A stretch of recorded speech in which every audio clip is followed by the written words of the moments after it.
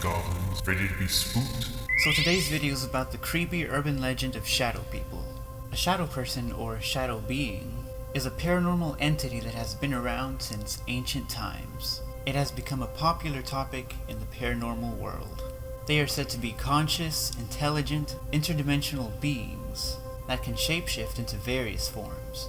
Many people have had encounters with these shadowy beings and are described as negative and possibly demonic evil spirits. There are many stories of people waking up at night and seeing a dark shadowy figure at the foot of their bed, just watching them.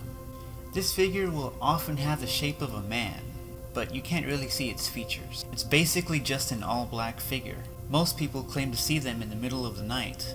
Some even say it may be linked to sleep paralysis. So these shadow people can dart from one corner of the room to another, or disappear and instantly reappear in a different spot. It's also possible to see them during the day. Like you're just going about your day and you might see a shadow out of the corner of your eye, and when you look, there's nothing there. Here are just a few gripping, bone-chilling encounters people have had with these shadowy beings. Prepare to be spooked. I don't need to sleep at night anyway. This first encounter story is titled Mirror Man. When I was younger, there was a man at the top of my stairs. I used to go to the bathroom every night between 12 and 3, and he would always be there. He was a shadow on a mirror. I was only about 4 or 5, but other people saw him too. He even tried to push one of them down the stairs. Since moving into the house across the road though, I haven't seen or heard from him. I can't go in my old house upstairs because there's a very unwelcome and hostile feeling to it. I still can't work out who he is. I've also seen him in my friends' houses, and he just stands there, looking at me. Although there's no face, just a shadow. The next one is titled Terrifying Visits. As a child of between 8 and 10, I had regular but terrifying visits from what I always described as a tall shadow of a man in a cloak and a top hat, all black, very tall. Once he was carrying a cane, and once a briefcase. He spoke to me one time in a loud, booming voice. He would disappear through the wall at will and return the same way.